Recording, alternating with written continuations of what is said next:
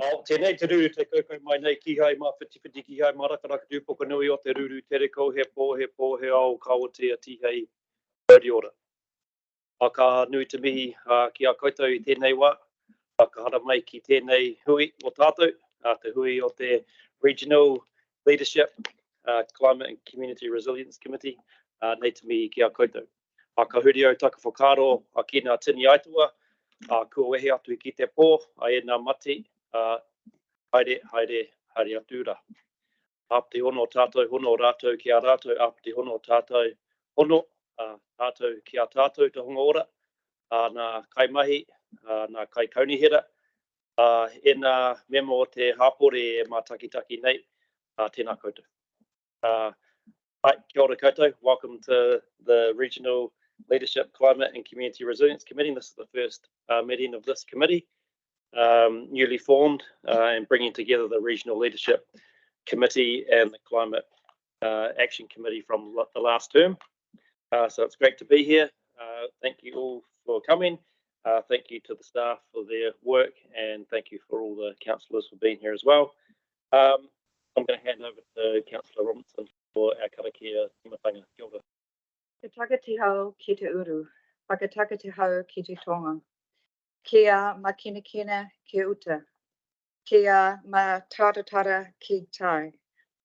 Ehi aka ana te ata ukura. He te he huka he hahu. Tia mori ora. Councillor Karakia. And we've got Councillor Stacey, who is not here either, and I think we've got a few people leaving early. Councillor Sunkel, Councillor East. Is there any others? Cool, thank you. Conflicts of interest, have we got any today? You want to raise anything? No? Great. Move on. And we do have a deputation.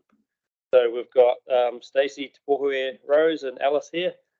Nei te mihi ki a kōrua, nau mai ki te tepu. So thanks, Stacey and Alice. You've got 10 minutes to speak. And after that, we'll have some questions, but thank you so much for coming along. Ai. Kia ora mai tātou. Ka mihi nui ki a koutou I te kai kaunihira. Ki te haere o te kōrero e te rakatahi e tēnei e te Rōpū. So kia ora, and thank you for the opportunity to come and kōrero with you today. My name is Stacey Pōhue Rose, and I'm I'm the co-chair mana whenua for the Environment Canterbury Youth Rōpū. Kia ora. So I'm Alice. I have come to speak to the council previously. I'm also co-chair on the Youth Rōpū and the Christchurch South representative.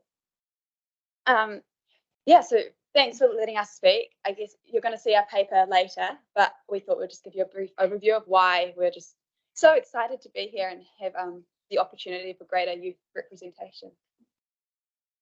So we want to provide a wee bit of an overview and why it's so important for our rakatahi to have a voice around the tipu.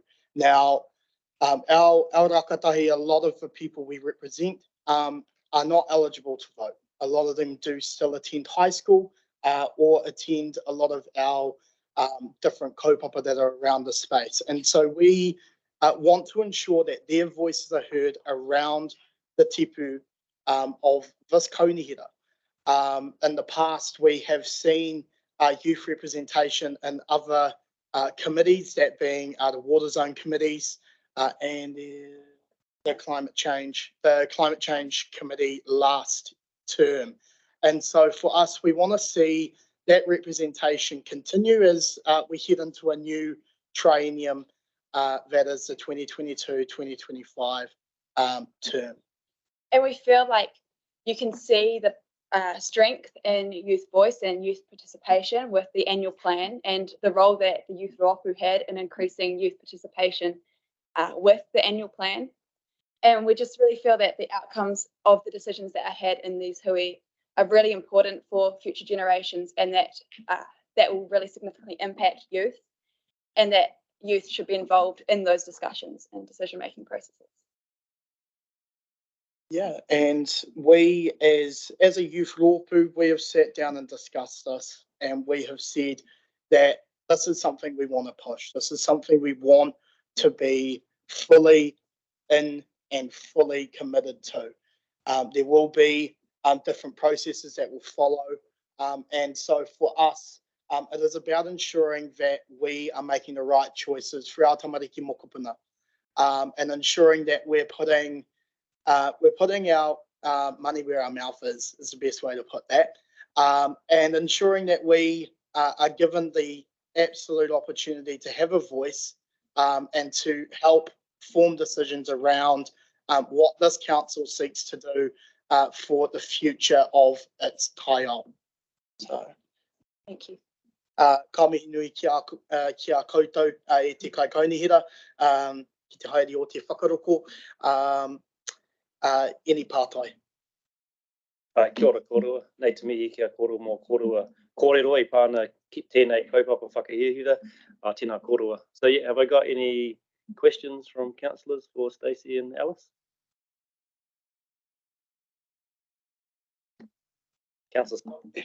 I mean, my continuing question, I guess, is a commitment. It's about commitment, for us to make a commitment to you and you to make a commitment to us. And I know that the churn within the youth is massive, and you're busy. You've got your studies and you've got other things to do. How confident are you that we can see our way forward to have that commitment from the youth level? Yes, look, so we will again have a robust process behind who would come into that space. We don't know what that is yet. However, we would seek that the people that do come into this role are committed to attending each hui where they are, and are committed to that space.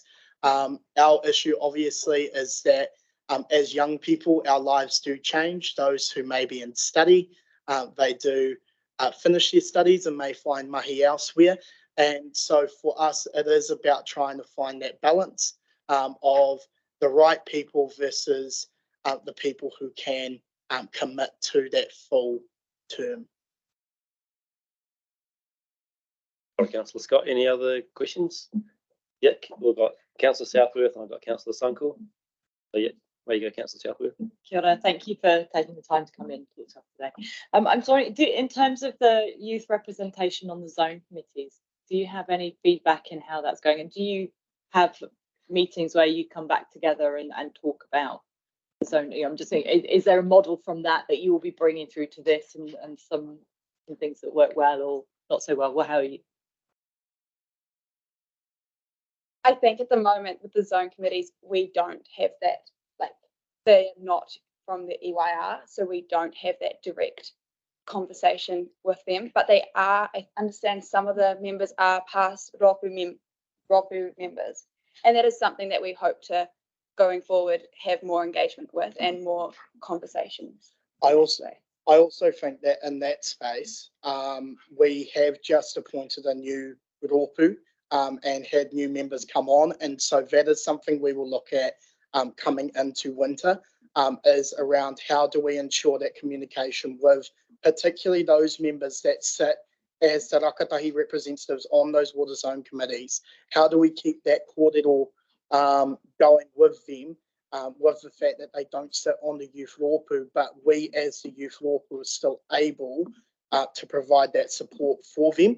But also with regards to how we would go with this committee, the people that would be, or whoever would be appointed, would come back and have an update with us after each hui, and that would be around the entire Rōpū, ensuring that there was a, what's the word for it? I've forgotten the word for it. There's accountability, that's the word. There's a bit of accountability around their role within this committee and their conversations back to us as the EYR. Thank you. Councillor Sunkel. Thank you, Mr. Chairman. I guess my question is, we have the youth Rōpū, which is resourced, and there's the conversation between youth, councillors and the organisation, which provides the opportunity for those views and values to be considered or reported back up to council. So given the resourcing and the conversation that happens there, my question is, why would we then bring you onto this committee, and what extra does it bring, given that everyone else sitting at this table puts considerable time, effort, resource, elections and all the stuff that goes with it? Why would we or should we consider that when we already have the forum that provides the opportunity for those deep conversations to inform us? I think that we as a Rōpū are feeling that forum that we've got is not enough right now, and that yes, we have conversations with councillors, but it's more of an update, and we want to be involved in the proper, in the discussion and the decision-making processes that happen and provide that youth input. And the Rōpū, at the moment, we're able to have those conversations internally, but it doesn't feel like as conversational between us and the council as what we're hoping this position could guarantee us, could give us. Yeah. Kia ora. Any other question? Yeah, Councillor Burns. Tēnā kōrua, kei te mihi. Given that we all struggle across the country for engagement with local and regional authorities, do you believe that having the ability to be able to vote at the table will be an example for young people to maybe look forward to the opportunity to engage?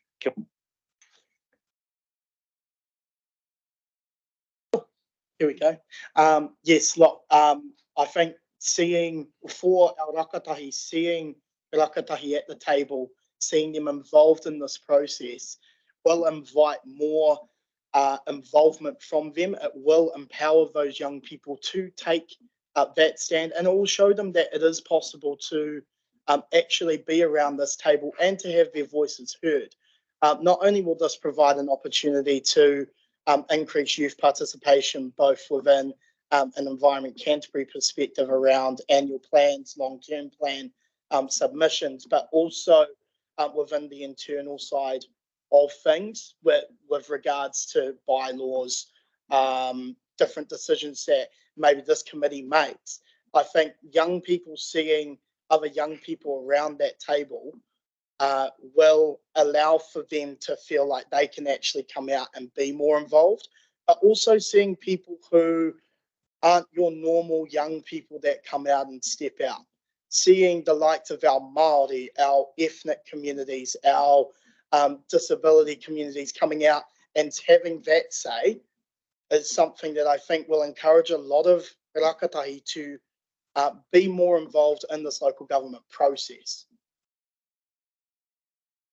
So I've got Councillor McKenzie next, then Councillor Cranwell after that. I see the proposal is that you'd get that whoever sits on the committee would be recompensed or paid and reimbursed for their costs. How important is that? Will you still, if the council decides not to pay it, would you still want a position? That would be something we'd need to go back to the Rōpū and have a discussion about. However, I think at this point, actually having a voice around the tipu would be more important than actually being paid for it. And may I say that that's my personal opinion. That is not the opinion of the Rōpū. However, we are more than happy to get back to you, Councillor McKenzie, around an answer with that within the next couple of weeks. Kia ora, Councillor Cranwell. Tēnā kōrua, nei te mea atu kia kōrua I whai wai, tēnei rā ki te hara mai ki te kōrua kia mātou. Ko tapu pātai pāna te tau. So my kind of question is, do you think, because there's a debate going on at the moment, if we lower the age for voting, do you think there'd be more engagement? I mean, there's talk about lowering the age to 16 to vote. And if we maybe lower it to 16 for local body elections instead of general elections, that there might be some more buy-in. So look, to answer that part, I think there's more behind that than there is just changing the vote. I think around that space we need to be open around the educational side of things. when it comes to lowering voting ages. We need to ensure that those who are coming in to speak or those coming in to vote have the ability to understand what they're voting for, but also to understand that voting is such a critical part and a critical opportunity for them to participate in. However, I think it's not just about lowering that age, it's ensuring that there is a educational part within that space. Thanks, Stacey. I think my next point is, do you think civics should be a part of our education system? Personally, indeed. However, from a youth Rōpū perspective, we'd need to go and speak to the entirety of the Rōpū before we could comment on that. And again, more than happy to flick you an email, Councillor Cramwell, around that, or next time I see you on the marae. Kia ora koutou. I think that's all the questions we have. Thank you. Well, thank you again, Stacey and Alice, for your presentation and deputation about the item we have in our meeting. So, yeah, you can step away from the table. Thank you so much. So I'm going to put the resolution here that the Regional Leadership Climate and Community Resilience Committee receives the deputation from Stacey to Pōhue Rose and Alice Docking from the Youth Rōpū, and that we provide a reply to Stacey and Alice as soon as practical. Do I have a mover? Councillor Cramwell. Seconder, Councillor Scott. All those in favour, please say aye. Any against? Thank you, carried. Kia ora. So we're going to move on to item 5. You got that, guys? All good? Move on to item 5, which is our extraordinary urgent business. I don't think there's any, so thank you. And then number 6, notices of motion. There are no notices of motion that I've received, so I don't think there's any there. We're going to move on to item 7, which is in relation to minutes. And just to note here that this is the first meeting of this committee, so we've got a resolution that we'll bring up on screen in a second, and that's just that that this committee notes that this is the first meeting of this committee, and therefore there are no prior minutes to confirm. Do I have a mover for that? Councillor Burns, seconder. Councillor Ward. All those in favour, please say aye. Any against? Cool, thank you. Carried. Now we're going to move on to item 8, and that's the Regional Leadership Climate and Community Resilience Resolution Status Report. Now, even though this is the first meeting of this committee, we've got a few resolutions that were still over from the last Regional Leadership Committee. So we've got them on item 8.1, and that's on page, just let me get to that. 11 is the actual report, and then the attachment there is on page 13, and are the 3 resolutions from the previous committee, just so you can see them there. Does anyone have any questions they want to raise about them? No? Oh yeah, Councillor Scott, push your button, please. Yeah, just noting the 8.4 memorandum of understanding with Canterbury University.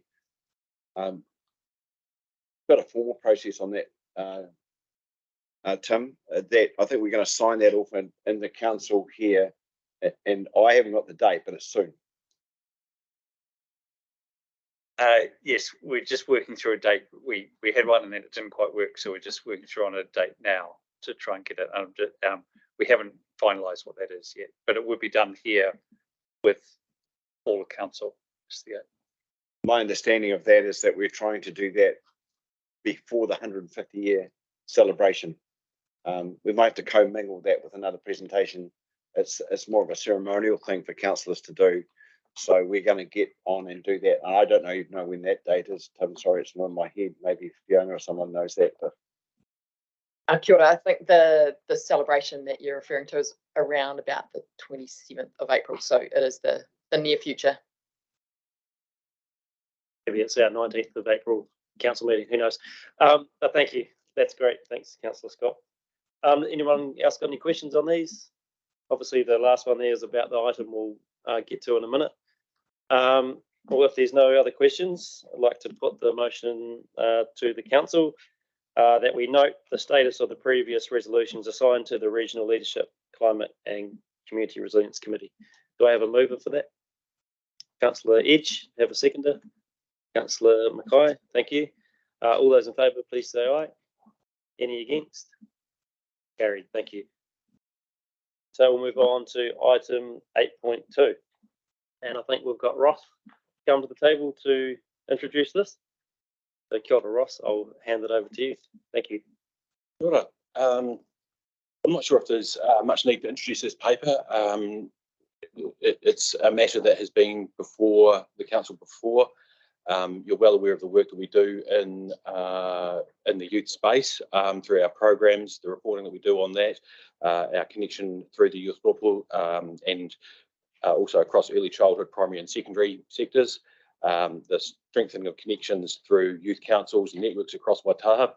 And as evidenced last year, I think you cast your minds back, we had a significant number of submissions to our annual plan from young people, certainly far greater than we've ever had before, and recent involvement in the Greater Christchurch Partnerships engagement at a youth forum. So we're building those connections across the youth sector and to bring that youth voice into council.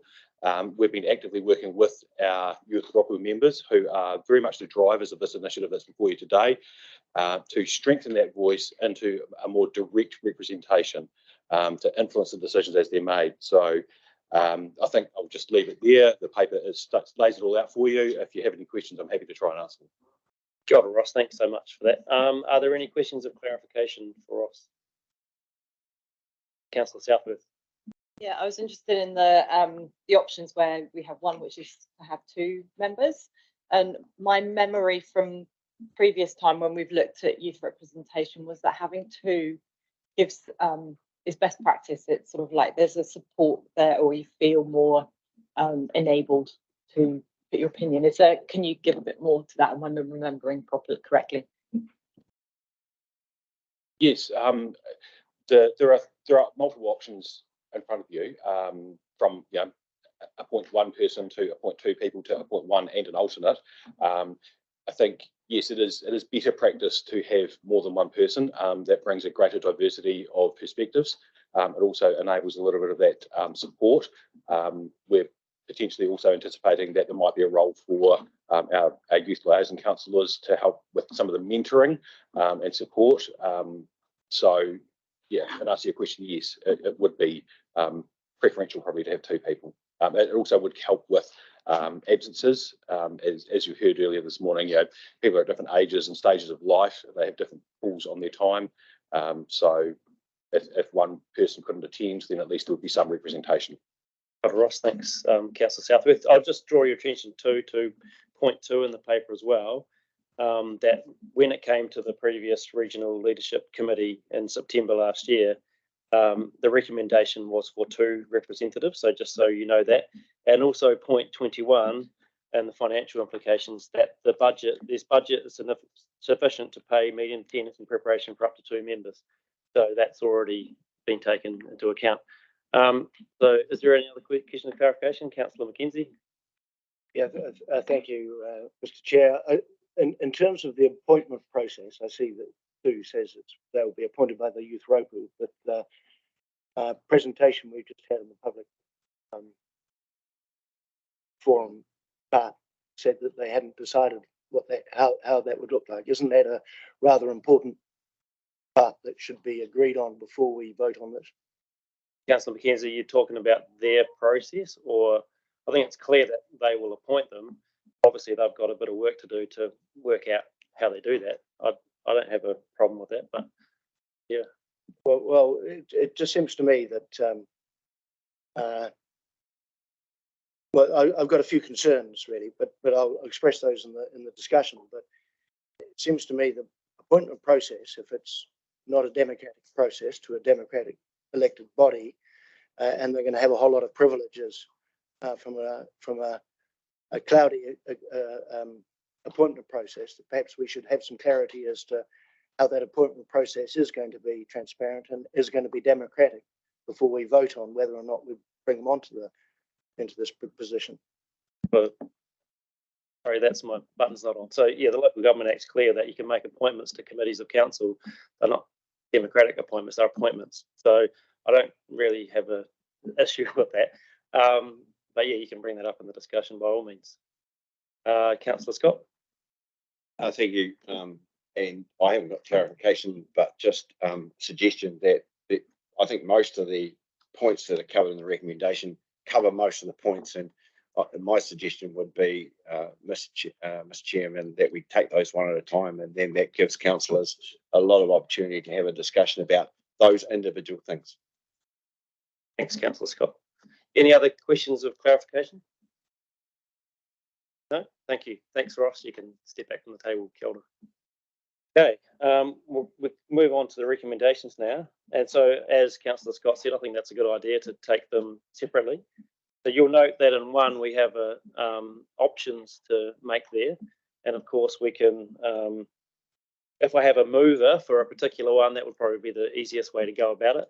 And we move one particular option, and then we get a seconder and debate that. And if that fails, we move on to a different option. Does that sound fair? Councillor McCoy? When would the opportunity be for just a general conversation rather than us speaking 6 times to 6 different things? I'd say once the first part's moved, that would be the discussion we could have.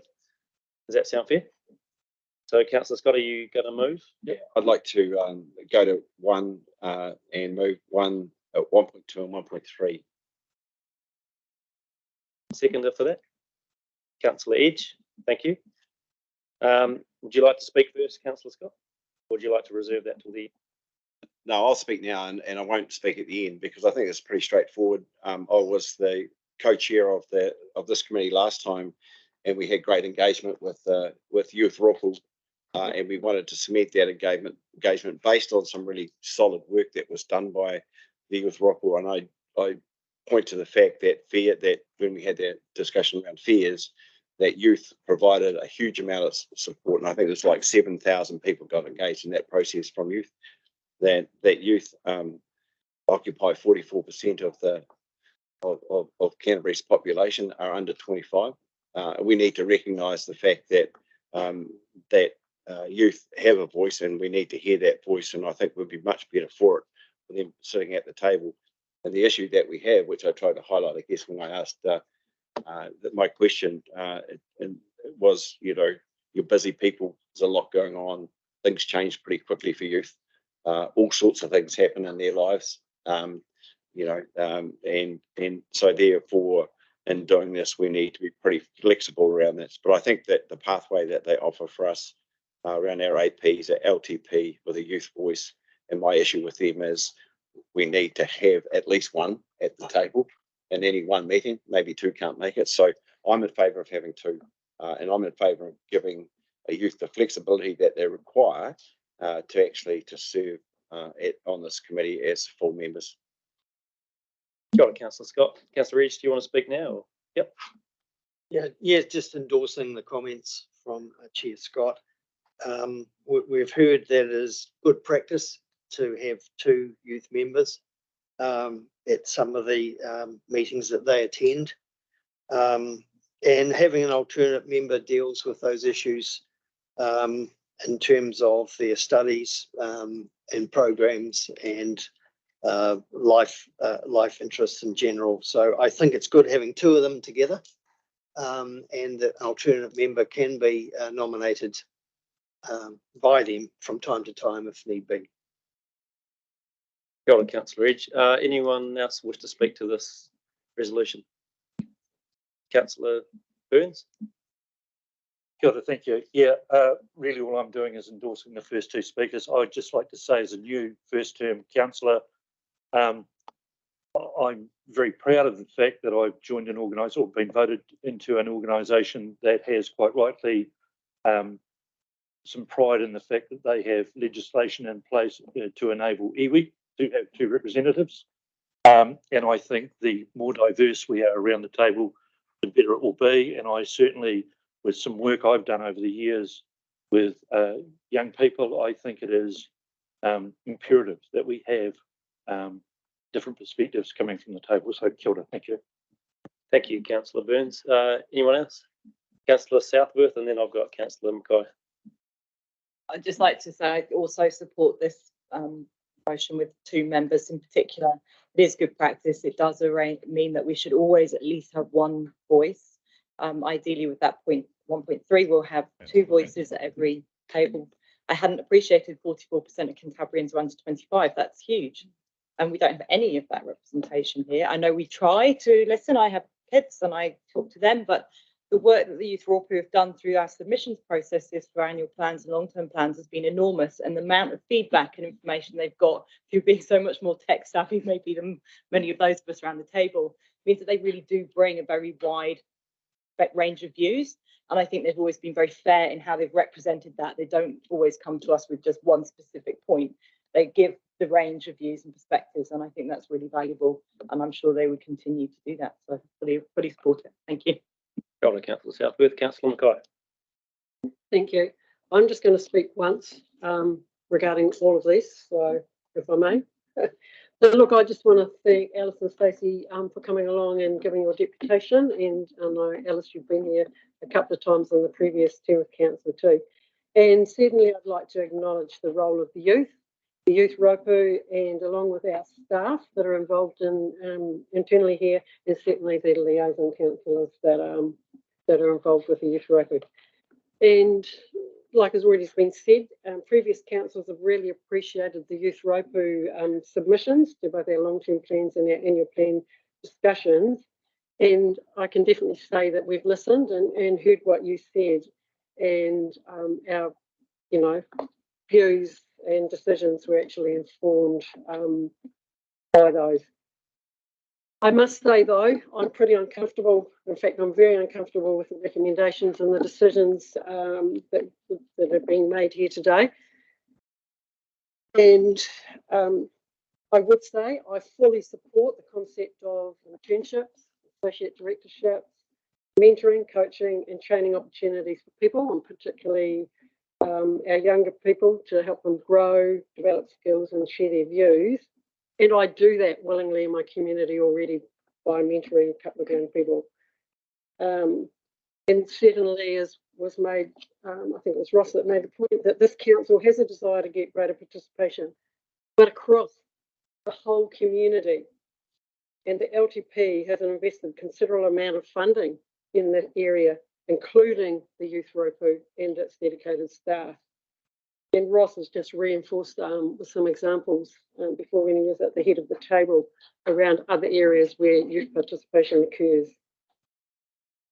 If this council table really believes that we are missing skills, attributes and knowledge after a democratically elected and appointment process to put 16 different councillors here at this table, then I think that's where we actually need to be looking.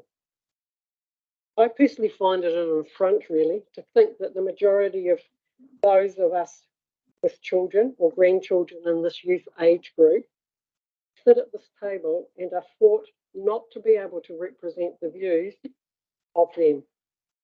The views at the table are diverse, and we strive for equitable decision-making processes. It's been a real struggle sometimes to get there, knowing that they're long-term decisions that we're making with intergenerational discussions.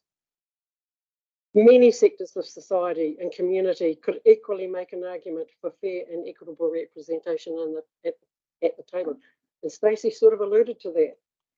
So in my opinion, it's on us to make sure everybody has the same opportunity to influence decision making, not one specific group. And if it's about training, experiences, formal relationships, etc., for our Youth Rōpū group, and Alice sort of alluded to that the forum is actually not enough, that they want to participate a bit more, then maybe we've already got the mechanisms in place and we just need to work a bit harder on those. So I'm sorry, I'm not going to be able to support these recommendations today.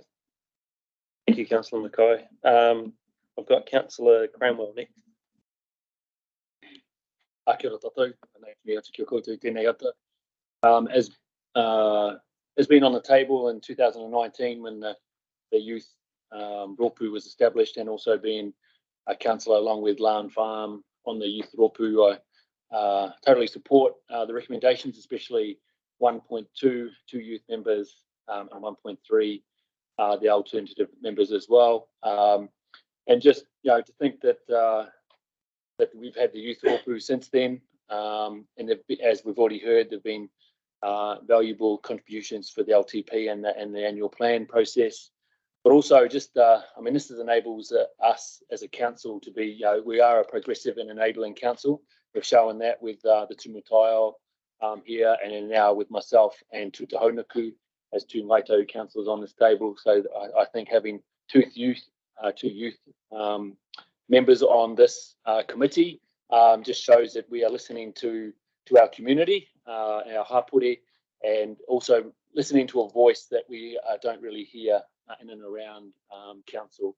Especially, you know, this table has been dominated by certain demographics over the years, and then having youth who want to contribute, as I think is valuable moving forward.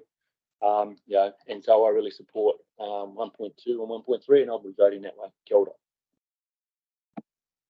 Kia ora, I've got Councillor McKenzie, and then I've got Councillor Robinson after that. Thank you, Mr. Chair.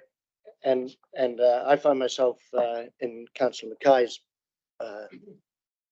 box here. Look, I support the youth Rōpū, and I appreciate the work that they've done, and I thought some of their work on the annual plan, on the long-term plan, and submissions to some of the work we're doing have been outstanding. So it's not a reflection on that. But I've been elected by my constituency, regardless of what the age is of the voters. And when I talk to the young around home, and that's Ashburton and even up into the Selwyn to a high degree, and I ask them what their opinions are, they reflect on them, as a result, they've voted me in. Now, whether I fit the demographic that Yayan is suggesting we have too many of around this table is not a reflection on who is voting for us, but the fact that the numbers of the majority of people have voted for me to represent them across all age groups, ethnicity, races, and creeds, and religious and financial backgrounds. And so it is to a degree an affront to suggest that we're not representing our constituents. And on a weekly basis, I interact with youth in our community on quite a basis. And if I was asked, and when I asked them whether they feel represented by students in Christchurch, they don't have much in common, in fact, demographic. And that's why my question earlier on about this, how the appointment process is going to be conducted, because the youth Rōpū was skewed to one specific demographic of the 44% of people who are under 25 in the Canterbury region. It's not representing all our youth, not by a country mile. And if I go down to the Southern Rugby Club and talk to the Colts rugby team and say, how well represented are you by the youth Rōpū, and 90% of these boys are actually already out in the working force. They're not students, they're not mobile, they've already started off on their career path. And so I think there is a place for youth engagement with the Regional Council, but I'm not convinced it is sitting on our committees with full voting rights. Having said that, I'm not so much opposed to them being appointed to the committee, but I will be vehemently opposed to paying them for that privilege. Because in fact, if you are going to contribute, if you have a burning platform where you want to contribute, then in fact, in my view, is that learning to contribute as a community donation is a primary part of learning citizens' responsibilities. And so I've got real reservations about what we're proposing here. Thank you, Councillor McKenzie. Councillor, point of order, Chair. Yep. Second, Councillor Swiggs. Yes. Thanks, Councillor Swiggs. Yeah, I do know that, but I'm happy to let people speak on this one. I think at the moment I've only got one more councillor that's indicated that they're going to speak. Yeah, and I can put the vote now, I know, but I'm going to let Councillor Robinson speak. Thank you. You know, you're suspending that standing order. A call, not must. Okay. Councillor Robinson. Thank you, though, Councillor Swiggs. I don't have a huge amount to contribute, except that I strongly support the 1.2 and 1.3 scenario of having 2 people on the group. I just think the voice of the youth is so extremely important in this day and age, and it's underrepresented in many areas. It's very difficult to have a voice and be heard, and I think it's extremely important that 2 people are representing on that group, with a backup opportunity if need be. Thank you. Yeah, Councillor Robinson. Now I've got the mover is wishing to speak again, so Councillor Scott. Yeah, no, I said I wasn't going to speak at the end, but I'm just compelled to, given that discussion. Look, and I like to thank councillors for being really honest about their opinions on this, because I think that shows that there is a divergence of opinion around the room, and I mean I would encourage that, because if we do end up having youth Rōpū members, I think we should be challenging them on the issues that have been brought up. So I'm more than happy to do that. I don't get very many opportunities to challenge youth these days. I've got grandchildren who challenge me all the time. So in a formal setting, I might get a few wins. I don't know. Councillor Scott. Yeah, I'd just like to speak just about some of the things. The 45% of the population under 25 sort of probably does enough for me on this matter. Like, that's what we heard last September. It's still the statistic that's in my mind about why it's important to have a youth voice. And we're not talking about it being on our full council, we're talking about it on this committee. And this committee was looked at because it does bring in the broad range of stuff across our council. And particularly, you'll see in 8.4 in our meeting today how we get the reports across the portfolios. So I think that's a really important place to be, so that we have that youth voice around some of those things that are going on across the council. Yeah, so I think it's been a great discussion. I really thank all the councillors, like Councillor Scott has said, that people have been honest about what they think. That's great. And it's been great to hear some of the support around the room as well. But I'd like to put it to the vote now. So we've got that the Regional Leadership, Climate and Community Resilience Committee agrees to appoint to the committee for the remainder of the 2022-25 triennium 2 youth members, and that an alternative member can be nominated to replace any youth member who resigns during the council term. Moved by Councillor Scott, seconded by Councillor Edge. All those in favour, please say aye. Any against? Okay, can we? Yep, for sure. So those that are against, can you just hold your hand up so we can record it? So I've got Councillor Sunkel, Councillor Ward, Councillor Mackay, Councillor McKenzie, Councillor East, and Councillor Swiggs. Oh, yeah. Councillor Davies, can you indicate your vote, please? Abstention. Just to clarify, against we have Councillor Sunkel, Councillor Ward, Councillor Mackay, Councillor McKenzie, Councillor East, Councillor Swiggs. Is there anyone else against? All right. Abstain is Joe Davies. We've got 7 for, 6 against, 1 abstention, so the motion's carried. Thank you. So I'm going to put the motion to the table. And actually, yeah, we're going to do these separately, or do we want them all together? Okay, hang on. What we might do is take 2, 3, and 4 together. People are happy, and then number 5 can be taken separately. Number 6 can be taken separately. So have I got a mover for 2, 3, and 4? Is anyone happy to move that?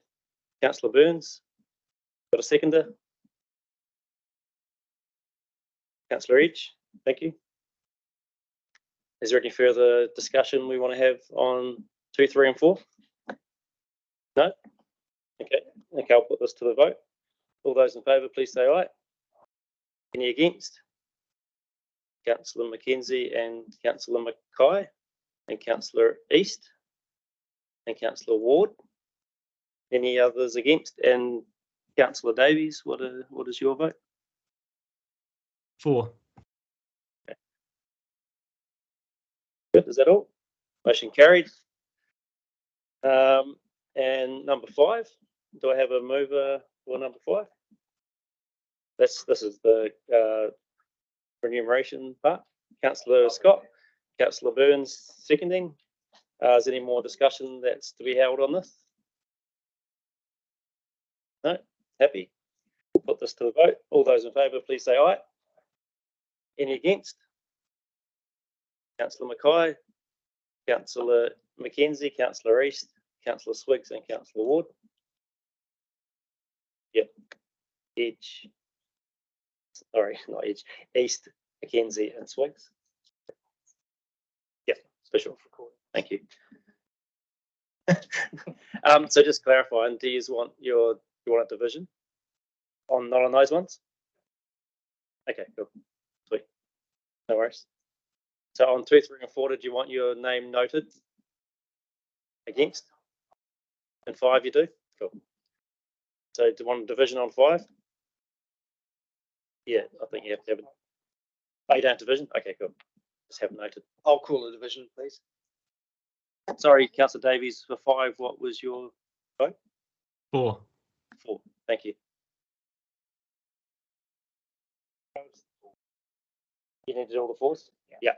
So all those that voted for 5, can you put your hand up, please? So Councillor Cranwell, Councillor Scott, Councillor Edge, Councillor Burns, Councillor Robinson, Councillor Southworth, Councillor Sunkel, Councillor Davies, and myself. Sorry, Sunkel, Davies. Cranwell, Scott. Thank you. Okay, well, motion carried. And we'll go to recommendation 6. So that's adopts the draft terms of reference for our independent youth members on the committee. Councillor Scott, Councillor Cranwell, so moved by Councillor Scott, seconded by Councillor Cranwell. Any discussion? Thank you. I'll put this to the vote. All those in favour, please say aye. And against? Councillor Mackay, Councillor Swiggs, Councillor Ward. Cool. Do you want that noted? Thank you. All those in favour, I've said that, haven't I? Cool. Motion carried. Thank you. Any abstentions? Maybe not. Davies, what was your vote on this? 4. 4. Thank you. Okay, motion carried. Thank you. Awesome. Might just take a couple of minutes break. Thank you. Be back at 11:25. Maybe thumbs up if that's better now for people online. Aye, thank you. Thank you. So you're ready to go again, Fiona, if you want. All right, thank you.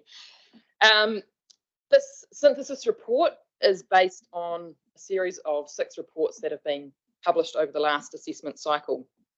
So a number were released over the past 18 months or so. You will have seen them come out talking about the physical science basis of climate change, discussion on impacts, adaptation and vulnerability, and the most recent one last year on mitigation of climate change. It also includes information from 3 special reports that were released this assessment cycle. And overall, the synthesis report recognises the interdependence of climate, ecosystems and biodiversity, and human societies. It recognises the value of diverse forms of knowledge and the close linkages between climate change adaptation, mitigation, ecosystem health, human well-being, and sustainable development. This report and its timing is really important in that it will inform a global stocktake that's happening later this year when countries get together and review progress towards the Paris Agreement goals, which includes the goal of keeping global warming to well below 2 degrees while pursuing efforts to limit it to 1.5 degrees above pre-industrial levels. So the overarching message is of urgency. There's nothing further that we need to know in order to take action. We've got the scientific consensus. We've got a range of solutions that enable us to avoid the worst consequences of climate change. Our challenge and our opportunity is now. And as stated in the IPCC report, there is a rapidly closing window of opportunity to secure a livable and sustainable future for all. And I've deliberately included this image of Earth. It's known as the blue marble image, taken during the Apollo 17 mission in 1972. It really emphasises, I think, that we do have planetary boundaries. And as the IPCC report again points out, the choices and actions that are implemented this decade, before 2030, will have impacts now and for thousands of years. Kia ora, Ian. Yep. I don't want to interrupt your flow, but when you put up that statement, I found myself asking whether the planet's ever had a secure and livable, sustainable future for all. And so I sort of the cynicism in me says, what's changed? Yeah, it might be a rhetorical question, I think, Fiona, but if you want to answer it, by all means. I'll just leave it at this is a statement that has been published in the report. These reports are scrutinised by governments around the world, line by line, and approved by the 195 member countries. It's not. We can have that discussion later, but I think there are planetary boundaries. People talk about saving the planet. The planet itself will remain. It's the people that we're concerned about, the people and ecosystems on which we depend. So something you already know, human activities have unequivocally caused global warming. And we've seen 1.1 degrees of warming since the pre-industrial era. So I'm not sure if online you can see my mouse on the screen. Certainly can't see it in the room. Apologies for that. But you'll see on the right-hand side of this graph, there are a range of different scenarios that have been modelled to show projected temperature rises out to the end of the century. And really where we end up in 2100 depends on the choices that we make now in terms of emissions trajectories. So again, quoting from the IPCC report, widespread and rapid changes in the atmosphere, ocean, cryosphere and biosphere have occurred. Human-caused climate change is already affecting many weather and climate extremes in every region across the globe. This has led to widespread adverse impacts and related losses and damages to nature and people. Vulnerable communities who have historically contributed the least to current climate change are disproportionately affected.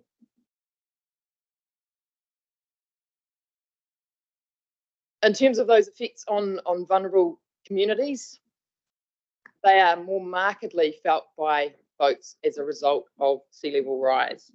And we know that sea level will continue to rise. It has risen by 20 centimetres over the period between 1901 and 1918. 1918. That's absolutely not right. 2018. And we're seeing the average rate of sea level rise starting to increase. So between 1901 and 1971, rates of sea level rise were 1.3 millimetres a year. That increased to 1.9 millimetres a year over the period from 1971 to 2006. And the most recent period from 2006 until 2018, we saw rates of 3.7 millimetres a year. So that's a significant acceleration. And human influence was very likely the main driver of these increases since at least 1971. Again, this graph here shows a range of scenarios modelled out to 2100. And again, each of those scenarios depends on our emissions choices. What they also all show is that further sea level rise is unavoidable due to continuing deep ocean warming and ice sheet melt. But again, our choices in terms of emissions reductions will limit further sea level rise acceleration, and it will limit our projected longer term commitments. There's also a dotted line plotted on the sort of the slightly left-hand side, well, in the middle of that graph, that reflects the uncertainty associated with ice sheet dynamics. And so global mean sea level rise approaching 2 metres by 2100 and in excess of 15 metres by 2300 under a very high greenhouse gas emission scenario cannot be excluded.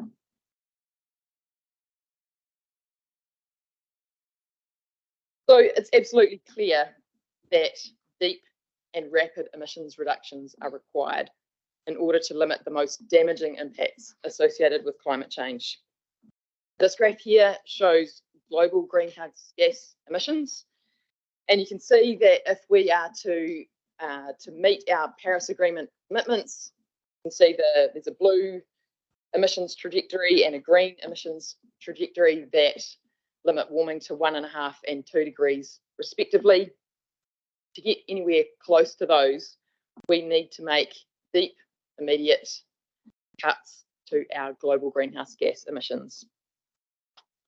If you follow the red line out towards the right-hand side of the screen, out to 2100, it shows that the policies that we currently have implemented are projected to result in warming of 3.2 degrees by the end of this century. And every increment of a degree matters. Adverse impacts and related losses and damages from climate change will escalate with every increment of global warming. It's important too to take action in the immediate future, in the immediate short term, because adaptation options that are feasible and effective today will become constrained and less effective with increased warming. The good news, if you can call it that, is that the temperature will stabilise when we reach net zero carbon dioxide emissions. So all of these net zero commitments are for good reason, and timing really does make a difference. So in the blue box on the left-hand side of the screen, if we can reach net zero CO2 emissions by the early 2050s, there is a chance that we can limit warming to 1.5 degrees by the end of the century. If that net zero target isn't reached until the early 2070s, we're committed to 2 degrees of warming by the end of the century. And so all of the global modelled pathways that limit warming to 1.5 degrees, no or limited overshoot, and those that limit warming to 2 degrees really do involve rapid and deep, and in most cases, immediate greenhouse gas reductions in all sectors this decade. There are options available, and there are options available now to at least halve emissions by 2030, which is essentially what we need to do to put us on track to get to net zero by 2050. It's important to note, and again quoting from the IPCC, that the systemic change required to achieve rapid and deep emissions reductions and transformative adaptation to climate change is unprecedented in terms of scale. And near-term actions involve high upfront investments. So that's something that we certainly need to keep front of mind, particularly as we consider our next long-term plan. So as governors, you're all here because you're passionate about making a difference, and the IPCC has identified a series of enablers for climate action. Arguably, these could almost have been written for our organisation. Effective climate governance requires mitigation and adaptation, and it provides overall direction on setting targets and priorities. It's also critical to draw on diverse knowledges and cultural values and ensure meaningful participation and inclusive engagement processes, including Indigenous knowledge, local knowledge, and scientific knowledge. These approaches help to facilitate climate resilient development, and they build capacity and allow for locally appropriate and socially acceptable solutions. And as I noted on the previous slide, in terms of investment required, if climate goals are to be achieved and to address rising risks and accelerate reductions in emissions, both adaptation and mitigation finance needs to increase substantially. We have to remember too that people are at the heart of this challenge, and there are a range of human factors that enable action. So trust and collaboration are right at the heart of this. This is something that we need to work together with our communities on. We need to recognise that some can contribute more than others. And we also need to recognise that there are benefits and burdens to this challenge that need to be shared. It's abundantly clear that urgent action is required, and we've heard in your inaugural speeches that climate change was a key theme. This report really reinforces the urgency with which action is needed. It notes that transformational change is required, but that we do have options available to us. They will require investment. There will be tough decisions to be made, but the political commitment is imperative. Mō tātou a, mō ka uri, a muri, ake nei, for us and our children after us. Kia ora. Tēnā koe, Fiona. Nei te mihi kia koe mo tō kōrero kia mātou tēnei wā. Thank you for your presentation. Very poignant one. But thank you for the messages shared there about the report. Does anyone have any questions or clarification, Councillor Swiggs?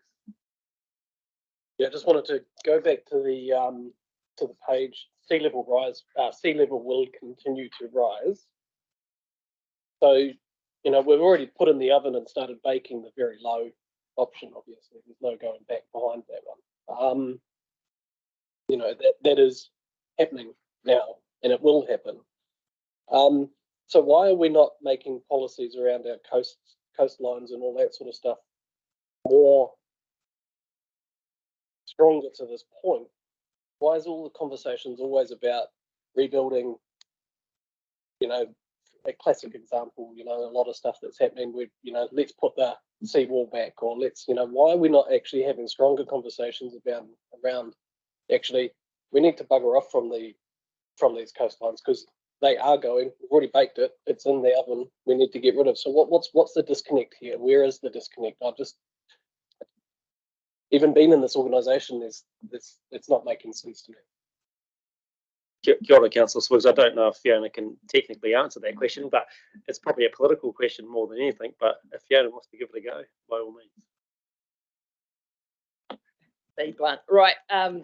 There are difficult conversations, and I guess with communities at the heart. You've seen the examples in the North Island at Matata, where it was clear that communities needed to move. The process involved with that was really challenging for folks, and I guess it is a political challenge. You know, how will this kind of acknowledgement, acceptance, and associated action be financed and supported?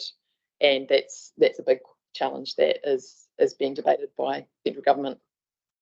So can I just ask a supplementary to that? So would it be prudent to assume that the biggest hurdle at the moment would be the financial conversation to making action?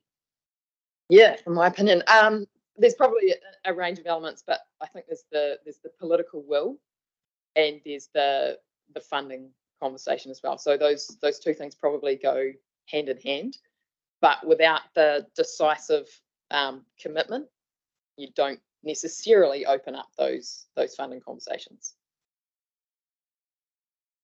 Thank you, Councillor Swiggs. I've got Councillor Southworth. Yep. Yeah, thanks, Fiona. I was interested in the graphs that show the very low, intermediate, and so on. Is intermediate sort of like what we're currently tracking on, or are we somewhere else? Like where? And I guess all different countries are slightly different places, but I guess for New Zealand specifically, like are we now on a trajectory back down on our emissions? New Zealand's becoming a bit of an outlier in terms of emissions, where our emissions as a country are continuing to increase, whereas others are starting their decline.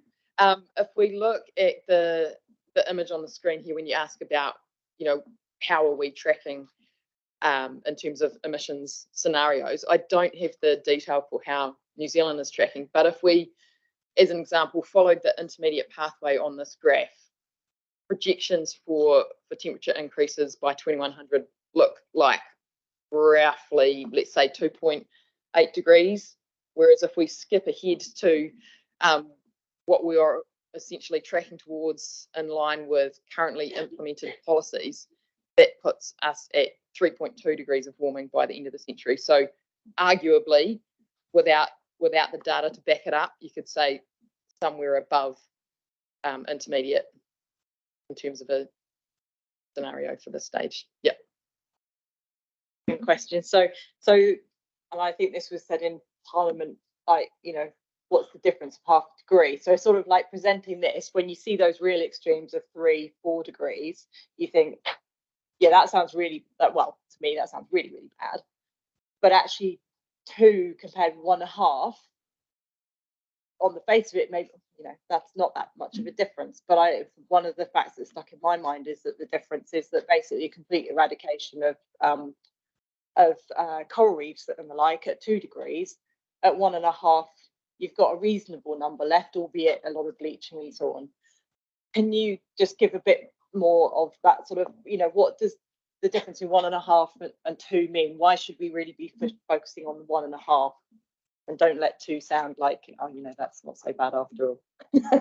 Yeah, it's a very good point. 2 is bad. Well, it's all a big challenge for us. 1.5 degrees, somewhere between 1.5 and 2 degrees, is thought to be the threshold for stability of the West Antarctic ice sheet. And there's a lot of uncertainty associated with Antarctic ice dynamics. There's obviously the Greenland ice sheet in the mix as well. But it's that 1.5 degree threshold is thought to be essentially a key tipping point, beyond which we might get runaway ice sheet collapse and associated ice melt and sea level rise. So I guess it's that incremental change. Every increment of a degree does matter. And when you think about, the difference between frozen ice and liquid water, a small change in temperature is really significant there. You've got the coral reef examples. There are some figures that I can share with you later in terms of the disproportionate costs associated with projected damage and loss as climate continues to warm. And I could pull out actually a figure that really clearly goes through a range of different aspects, whether it's biodiversity, infrastructure, and so on. And there are some calculated or projected figures and scenarios that actually show why 2 degrees is substantially worse than 1.5. Be great if you could share what you just mentioned. Thank you. Councillor Southworth, I've got Councillor Edge, and then I've got Mackenzie and Councillor Scott. Thanks, Fiona. My question really was about the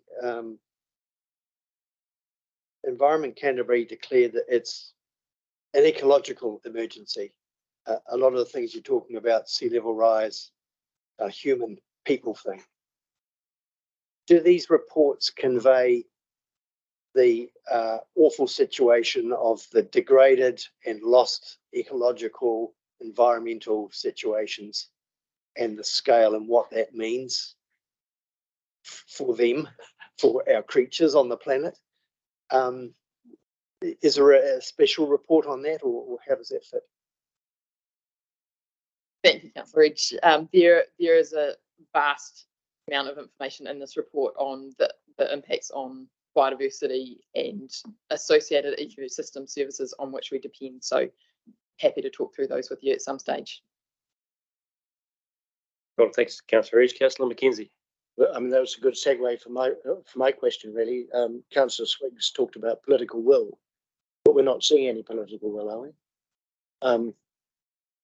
From an international perspective, we've got Europe at war, and I read a report which said that in 2 weeks, there's more global emissions coming from the war in the Ukraine than New Zealand does in 10 years or something. We've got continued urbanisation across the planet, but also specifically a government here who is specifically encouraging urbanisation as opposed to leaving it in a rural state.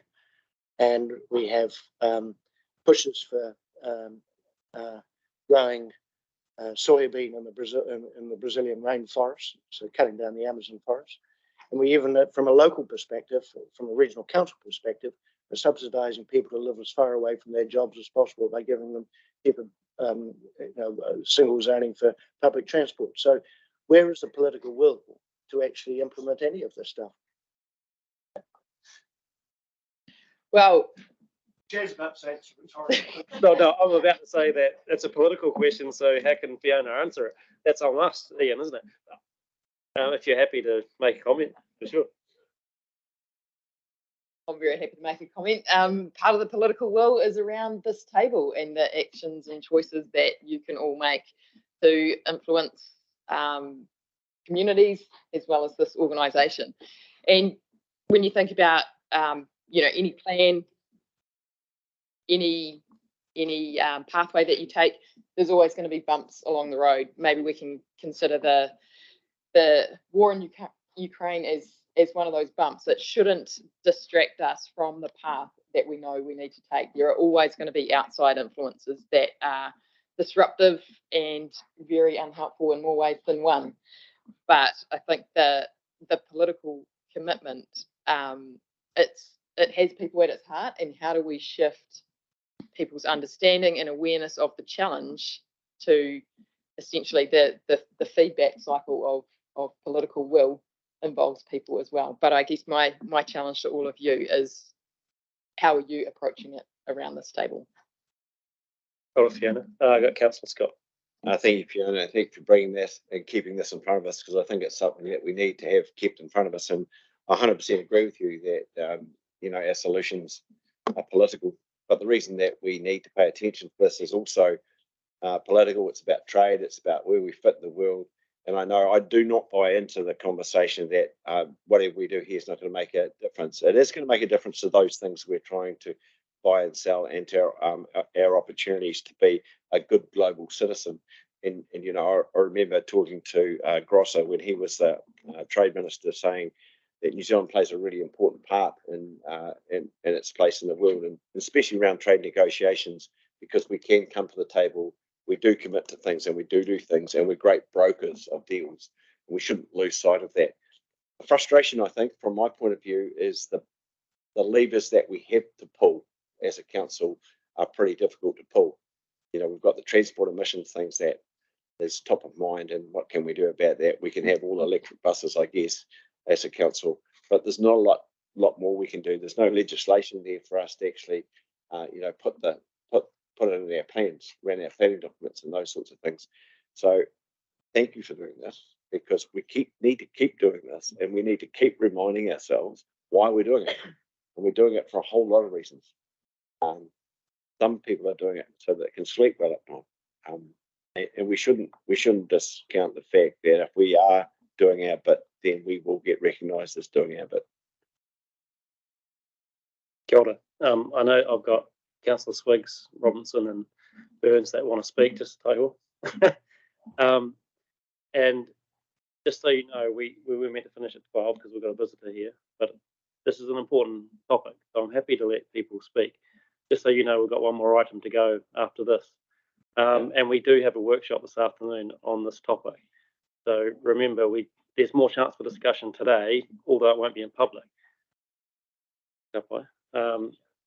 Actually, I've got a question, just a very quick one. Do we have a public-facing emissions counter that encompasses our organisation? It's relevant to probably the resolution, really. So the team here has been working to understand our organisational risk profile, but we don't have a public-facing emissions counter as such. Thank you, Dan. So just before we put this to the thank you, Fiona. I think that's the question, so you can step back and say, well, thank you so much. Really important presentation, like I said, and I think great questions from councillors. I noted a few things in the report: trust, collaboration, sharing knowledge, sharing burdens, diversity of thought around the table. And so I think a lot of those things are the answers to some of our questions that we've got, actually, like the coastline issue that Dion raised. I mean, it's pretty tricky, isn't it? Because you've got district councils that control land development above mean high water levels, but then the regional councils that are in charge of coastal marine issues. And so you can see how things can fall between cracks sometimes.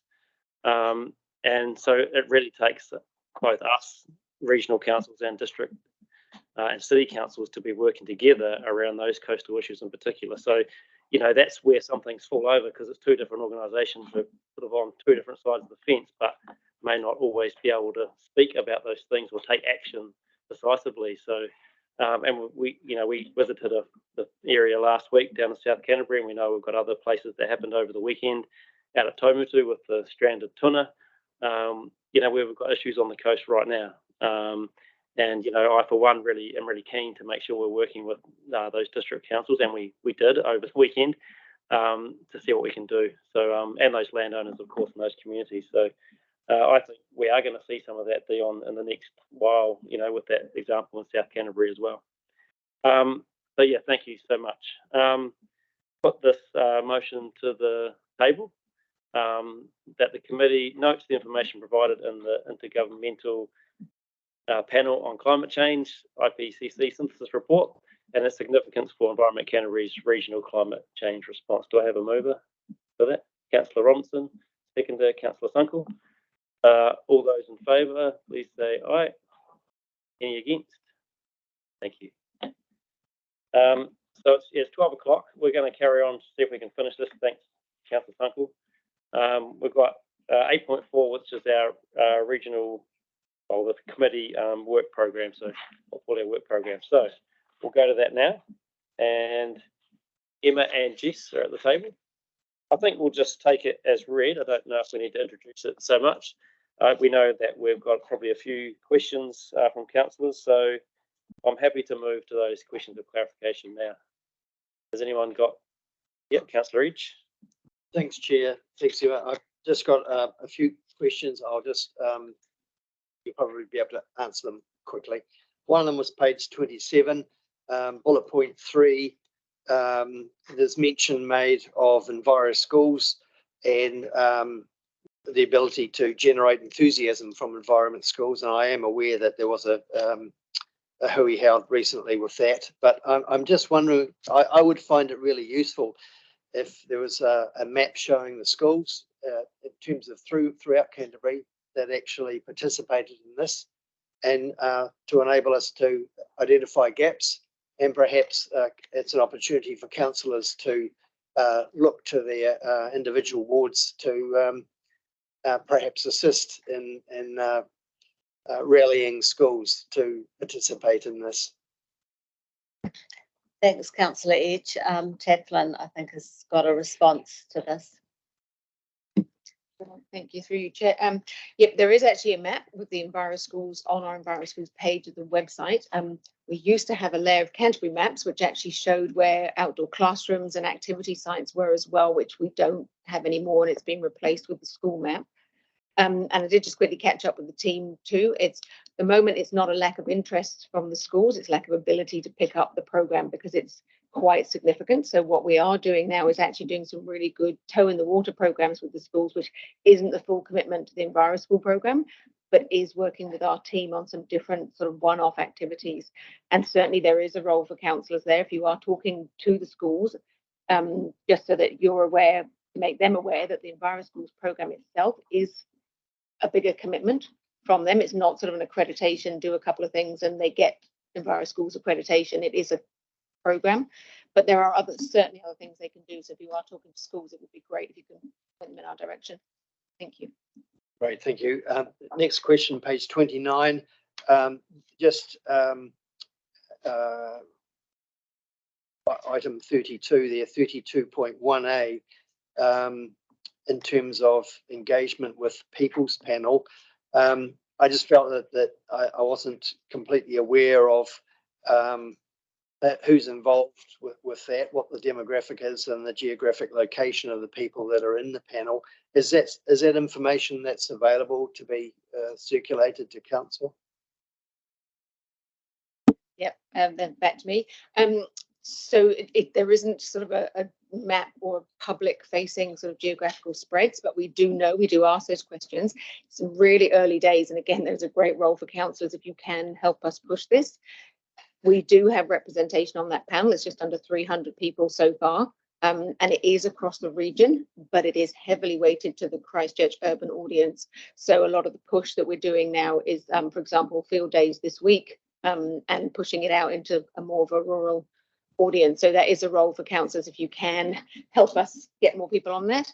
There's been 3 surveys so far. It had more of a soft launch, started in October last year, which we asked around how people find out about the election, which will inform the next election campaign, and do they know how to contact us and participate in council business. So they weren't terribly sexy surveys as such while we did the soft launch. The current one that's out at the moment that closed on Friday is actually around climate change and what they're seeing and how it's impacting their daily lives. So that's obviously getting a little bit more traction. So we're pushing that one at the moment.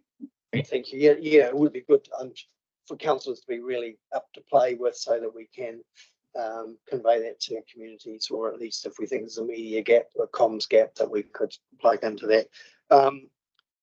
Just quickly, page 30, item 36, just really while I'm here, target 36.1a talks about publishing the unmodified independent audit report for the annual report 21-22. That was presented to the Audit, Finance and Risk Committee on the 16th of March, so that item is actually completed. The other question I've got is page 34, right down the bottom, item 24, target 24.1 talks about the identification and monitoring of contaminated land. Again, I'm just wondering, it would be good for our information, maybe for the public too, to actually identify where those potential contaminated land issues are, and a little bit more information about the program to correct those issues later on. Sorry, I got distracted. So could you just repeat the question, Councillor Edge? Sorry.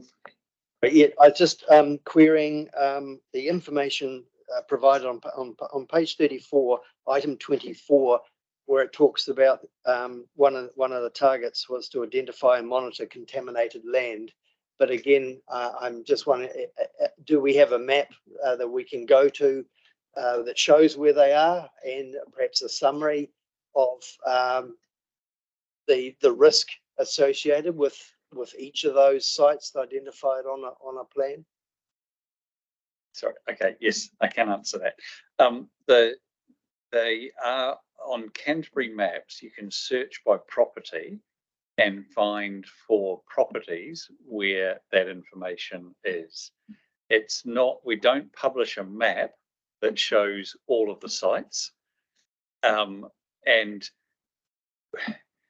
the only time that we produce that is for a sometimes local, the local territorial authority might want it, or something like that, but it's not something that we publicly show a map showing all of the different sites, but you can search by property. So that's the way on Canterbury maps. If you look under the HAIL, the hazardous area identification list, then you can see individual properties. Yeah, I suppose I was really thinking more of old rubbish tip kind of sites, as opposed to a sheep tip or something like that. It's those bigger problem areas. Are they visible to people? Again, they're not visible as in you can look on a list, but if you look at a site, you could find it if it was there, if you were concerned about a particular site. So we don't have a map that shows those sorts of things, but we do have it site by site. Got Councillor Mackay just with a supplementary on that one. Yeah, thanks very much, through you, Mr. Chair. Can I just seek clarity, because my understanding is that the HAIL register is not a proven register. It's a risk or likely. So I think we just need to be very careful about how we interpret that conversation. Yes, through you, Chair. That is correct. It is areas that have been identified through historic imagery, that they could potentially be contaminated. It's not a list of contaminated land. And that's why it's sort of done property by property so that people can investigate rather than broadcasting to say that site is contaminated, which it is not that information. Councillor Rees, do you have any others there? You happy? Good. Okay. Councillor Southworth, and then I've got Councillor Swiggs. Thank you. So I have a question firstly from page 27. So first bullet point on the Waitaha Action to Impact Fund. It refers to applicants that had multi-year funding that was supported in the 2022 round. I'm wondering how many of those or how many applicants have already got funding lined up for the 2023-24 round that will be about to we go out to advertise for. So in the next financial year, starting from the 1st of July, we've got 350,000 budgeted. 167,000 of that has already been allocated. So the decision of the council was that we could allocate for multiple years so that we could give people certainty for projects that actually deliver outcomes over multiple years. So there's 182 remaining for allocation in the next financial year. I'm not sure exactly how many of they were pre-allocated. We funded 35 different applicants were successful in their applications last year or in this current year. Thank you. Then on page, under the river climate change community resilience section, page 27, so the Canterbury Mayoral Forum's endorsed the scope and approach to collaborating climate change action planning. I'm just wondering, is that available to the public at this time, or would that come to us to see a bit more about what that is going to entail at the meeting?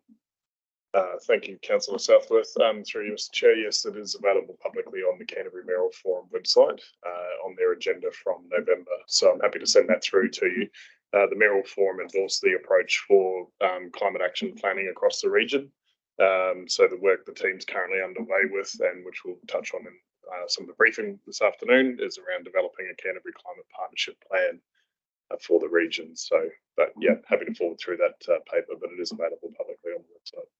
To add to that, I'm on the committee of the councillors across the region that Mayor Dan Gordon is chairing, and we've got a meeting on that tomorrow, so I won't be here for part of our briefings tomorrow because I'll be at that. So that's the second meeting we've had, be the first face-to-face one as well. So yeah. Page 29, under target 32 and 32.4, we have a target to review and update processes for the contestable fund based on applicant feedback and report on allocation of the contestable fund. So have we had that? Is that still to come?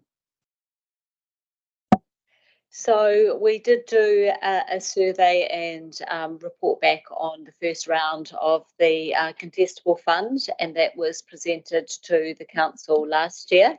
So we can that's available to circulate, and we will be conducting another survey of that will go out to everybody on our database, and that's to go out very shortly. And so we'll report back on that in May. Also, all the information on the projects are available on the public website. The middle part I was keen to hear, so we'll hear back about the contestable fund through what's now been 2 years before we go into our annual plan final decision making, it sounds like. So that second survey and summary information we will get before the next. I'll just need to check the timing of that. And then on target 35.4, which is on page, page 30, yeah. We have in progress, so not on track at the moment, about responding to high priority pollution events. And our target is to respond to 80% of those within 2 days, which I appreciate that's the long term, level of service, but personally it feels quite a low target, given that high priorities should be high priority. But we're still a bit behind target even on that. So I'm just wondering, do we know what's happening there, and what steps we're putting in place to come back on target with that? Thank you. I'm going to look behind me to David to reply to that. Kia ora koutou, through the chair. So the actual number at the end of the quarter was 79.1%. So we're 0.9% behind the target. And that's been influenced by when incidences have been reported, and the timing for those and then coming through to the staff is largely the reason that drives that. As of, or currently in this quarter, it is now sitting at 80% and trending positively. So, supplementary to that. So, I mean, when we have this level of service of 80%, are we sort of aiming to hit that, or are we actually looking to go above? Because 80 doesn't seem, that's 1 in 5 not being responded to when it's a high priority event within that 2-day window. So do we aim to actually do a lot better than our target? I'd need to talk to the team with regard to what their approach is to that, but I would hope that they're aiming to be beyond the target, but the minimum is at 80%. Final question, page 37, under, this hasn't got a target number now, this is under the Climate Change Resilience Programme, about support organisation climate risk reporting for Environment Canterbury. And it just refers to the fact there's been a contract variation with a slight push out in timing for a consultant to complete some analysis. So the second, we've got transition risks, well, that's done. And then we were looking at a delay for physical risks, and that was to be delayed until early 2023. So have we now got that in, or do we have an expected date for that, for the physical risks report? Thank you, Councillor Southworth, and through you, Mr. Chair again. So yeah, we're currently developing the climate change risk assessment for the organisation, and this is the evidence base to support our climate action planning work for Environment Canterbury. We do have a report due May this year. We've been working closely with Deloitte as our partners on this work. We're currently just been last week going through and doing the risk ratings on the various risk statements that we have as part of that work. So this is looking at our risk from climate change hazards to our infrastructure and assets, services and people. So quite a lot of work happening there. We're just doing the final sort of assessment work to inform the reporting that will come back through in May. But as I said, it's part of the evidence base that supports our climate action planning work, which we'll then subsequently brief you on as we go forward. So in developing that work. And does that feed into the mayoral forum as well? Is that part? Was that where it all links back together again?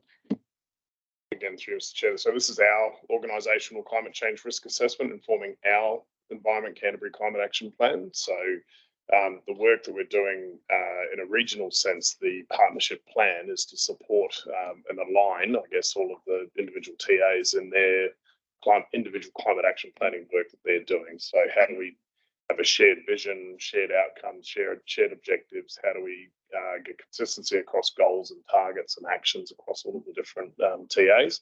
And how do we support that from a funding perspective? So where is there opportunities for regional funding, local funding? So that work's all underway. And so this work here, though, the organisational climate change risk assessment supports our individual council climate action planning work. Councillor Southworth, Councillor Swiggs.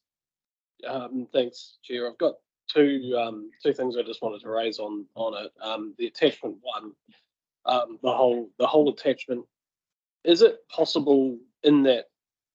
What I'm trying to say is that is it possible in this graph that you've created, the whole graph I'm talking about, to have your the level of service, but then what is some of them don't have numbers, but is it possible to have the numbers of level of service, or the percentage, and then what's been met, the status, and then the comments, just so it gives a very easier way you can actually view these things, rather than having to to read the data and or read the comments and sort of extrapolate what's in there. For example, the one that I'm going to pick on is on page 29, the point 35.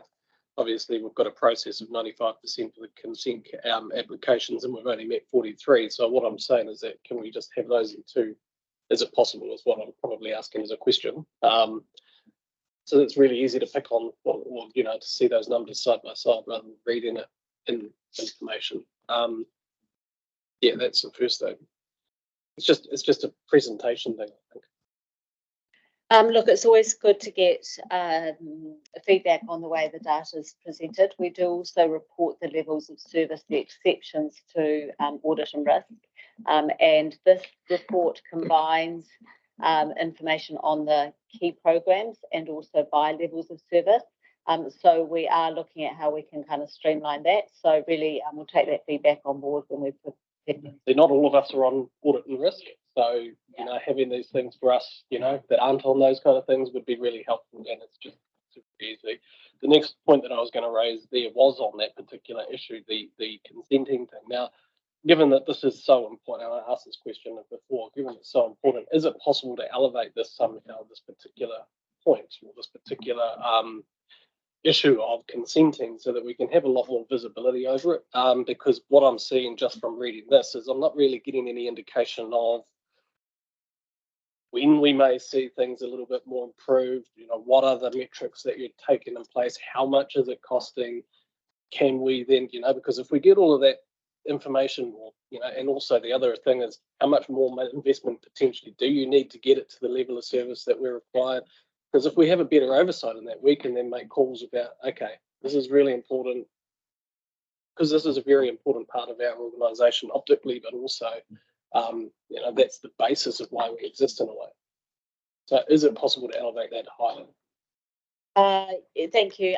This, I mean, just I did want to note that this report, because this is the first meeting of this committee, this report actually covers the time period from October to December. So we will be providing another update, which will cover the most recent period early in May. There's a number of, I mean, absolutely, it's really important that there's visibility of the consenting program of work and the challenges and the considerations there. So there's a number of mechanisms which we provide information through that. So I think we just need to take that back and look at how we keep council informed on this matter. On a comment, sorry, Emma. Councillor Swift, through the chair. So at an ELT level, we have absolutely elevated the consent backlog issue as pretty fundamental area for the organisation. And we have a briefing with council tomorrow where we're going to continue to cover that. But when the levels of service were set in the LTP, it didn't anticipate the cumulative picture of national policy and the impact that that's had on our consenting function. So that's something that we're working and very focused on as to what the solutions and what the measures need to be that start addressing how we resolve it and what are the milestones that we need to reach with regard to that. Can I continue just for a supplementary, I suppose? So how do we go about this from this table to move this to another level? Because what you're saying is that yes, it's been done at ELT, which is great to hear. Thank you very much for that. But I think that we need to be working together a lot more because of what you just said around the stuff that's coming from central government, levels of service. If we can't meet it, we need to be transparent about that. And the transparency comes through the elected members, I suppose. So how can we, from the conversation we're having now, yes, we're having a briefing tomorrow, but is there a mechanism that we can flip this on its head and start being a little bit more proactive about it? Is it through a resolution at this table to say that, yes, we've had this discussion and we're going to, you know, something work on it, or do I trust that something's going to happen? I just want to know how we might do that. Councillor Swiggs, I think it is good to have our briefing. So that will inform us a whole lot more. And I'm assuming in that briefing, there'll be some options about where we go forward. And then that might lead to either a council paper or whatever committee it needs to go to. I don't know if it is this one or if it goes to a full council or what. So I think if we have our briefing, that might be better to illuminate us. And then if you're not satisfied with that from the briefing, then we can come back to it then. But I think it's better to wait for that. Yeah. So maybe just to satisfy what I'm asking for, maybe we can just note in the resolutions that there's a briefing on this coming to council, and then further action potentially to elevate the issue might come.